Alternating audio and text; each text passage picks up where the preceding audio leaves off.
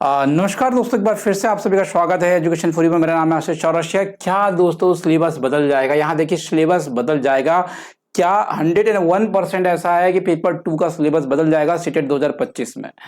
देखिए यहाँ एक मामला निकल कर आ रहा है। हम बात कर रहे हैं आज सोशल साइंस की, सामाजिक विज्ञान की, एसएसटी की हम बात कर रहे हैं। यहाँ पे कैसे तैयारी करें और क्या सिलेबस में बदलाव होने वाले हैं और कैसे आप तैयारी कर सकते हैं, इसके ऊपर हम आज डिस्कस करेंगे। आइए देखिए, अगर हम बात कर रहे हैं मित्रों यहाँ पे सीटेट 2025 की, तो यहाँ एक मामला ये निकल कर आ रहा है, ओल्ड ओल्ड और न्यू एनसीईआरटी बुक। देखिए बुकों में क्या हो रहा है, एनसीईआरटी बुकों में बदलाव किए जा रहे हैं, परिवर्तन किए जा रहे हैं और परिवर्तन करके बच्चों का स्ट्रेस लोड कम करने की कोशिश की जा रही है एनसीईआरटी बुक में।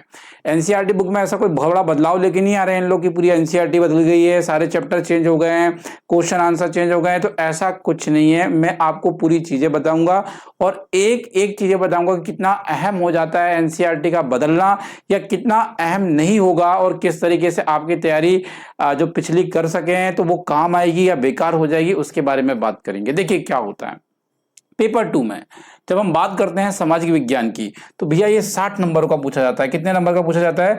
60 नंबर का पूछा जाता है। एक मिनट गाइस, यहाँ पे डेफिनेटली 60 नंबर का यह आता है। अगर आप देखेंगे तो 30 नंबर का इसमें आपका सीडीपी हो गया, 30 का हिंदी हो गया, 30 का इंग्लिश हो गया, इस तरीके से 90 हो गए और 60 हो गए भैया आपके सामाजिक विज्ञान सोशल साइंस, जिसमें ज्योग्राफी, सिविक्स, ईवीएस और हिस्ट्री शामिल होता है। तो ये 60 नंबर के आते हैं। अब ये 60 नंबर में मामला ये है कि बहुत ज्यादा क्वेश्चन एनसीईआरटी से आते हैं।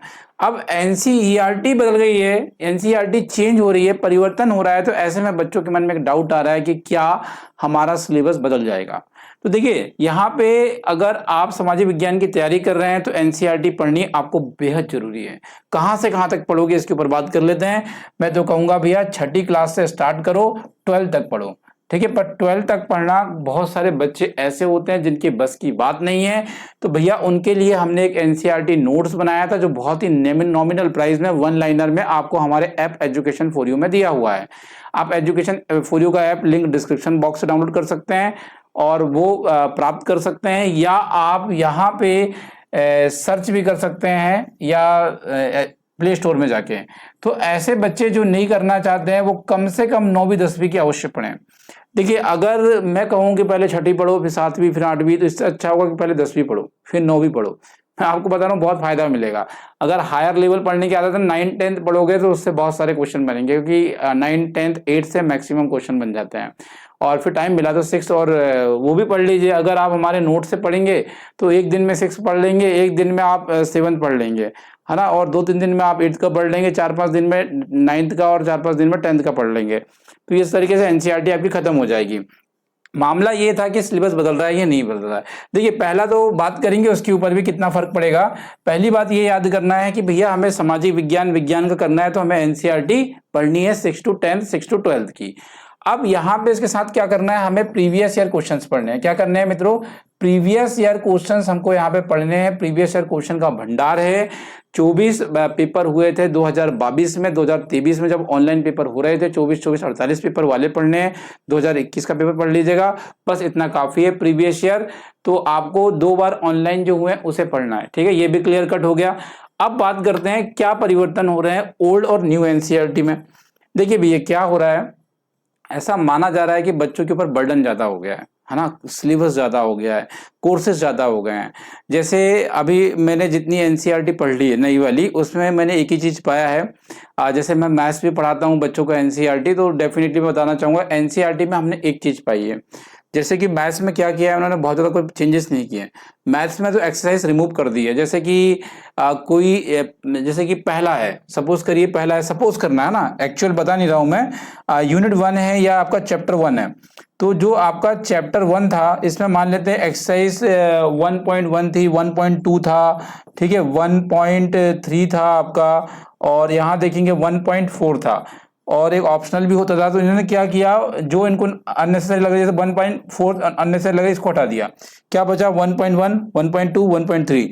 तो इन्होंने क्या किया, रिमूव किया है पार्ट को, है ना। ऐड कम किया है, ऐड तो बहुत कम किया है इन्होंने, केवल रिमूव और रिमूव किया है, ठीक है। तो यहाँ एक्चुअल जो ओल्ड एनसीईआरटी पढ़ रहे हैं वो तो मेरे हिसाब से ज्यादा पढ़ रहे हैं, एडवांस पढ़ रहे हैं वो बच्चे, और वो डेफिनेटली ज्यादा पढ़ रहे हैं न्यू वाली एनसीईआरटी से, क्योंकि न्यू एनसीईआरटी में रिड्यूस करने का काम कर रहे हैं, सिलेबस को थोड़ा सा कम करने का काम कर रहे हैं। तो ये एक्चुअल क्या है, जुड़ने वाली जो नई चीजें जुड़ रही है वो बहुत कम है, बहुत रेयर जुड़ रही है। कुछ ऐसे चैप्टर्स हैं जो अननेसेसरी उन्हें निकाले जा रहे हैं, कुछ नए चैप्टर भी इंक्लूड हुए हैं, पर उन्हें बहुत ज्यादा कुछ ऐसा परिवर्तन देखने को नहीं मिल रहा है। फिर भी आप नई एनसीईआरटी एक बार पढ़ लीजिएगा, जो जो चैप्टर नए नए इंक्लूड होंगे उन्हें हम पढ़ा देंगे, उसकी कोई चिंता की बात नहीं है। पर मैं आपको बता दूं केवल क्या हो रहा है, अधिकतर फोकस है कंटेंट को कम करने के लिए, बच्चों का स्ट्रेस लोड कम करने की यहाँ पे कोशिश हो रही है न्यू वाली एनसीईआरटी में। साथ ही साथ में थोड़ा सा इंटरेस्टिंग भी बनाने की कोशिश की गई है। इंटरेस्टिंग कहे तो जैसे सपोज करिए थोड़ा सा एक्टिविटीज के साथ, या कहना चाहिए थोड़ी पिक्चर्स के साथ यहाँ पे देने का प्रयास किया गया है, ये जरूर किया गया है एनसीईआरटी में, ये जरूर कहूंगा मैं। तो ये चीजें बहुत ज्यादा क्लियर कट है आपको भैया, क्लियर कट है या नो बताएंगे आप। तो आपको सामाजिक विज्ञान की तैयारी कैसे करनी है, 6 to 10th की एनसीईआरटी ले लो, प्रीवियस ईयर पकड़ लो, दोनों को करिए, उसके बाद मॉक टेस्ट लगाइए, खेल खत्म हो गया, आपका एग्जाम पास है, आपका एग्जाम पास है। ठीक है, तो यही चीजें की अपडेट आपको देनी थी। फिर भी आपको कोई ऐसी बातें हैं जो रह गई हो मुझसे बताने के लिए, डेफिनेटली कमेंट बॉक्स में लिखिएगा, और हम मुलाकात करेंगे अगले सेशन में। फिलहाल आज के लिए इतने ही, जुड़ने के लिए धन्यवाद, थैंक यू सो मच। और आपके कमेंट्स का बेसब्री से रहेगा मुझे इंतजार। जिन्हें एनसीईआरटी नोट चाहिए वो हमारे ऐप को एक बार जरूर विजिट करिएगा। धन्यवाद, थैंक यू।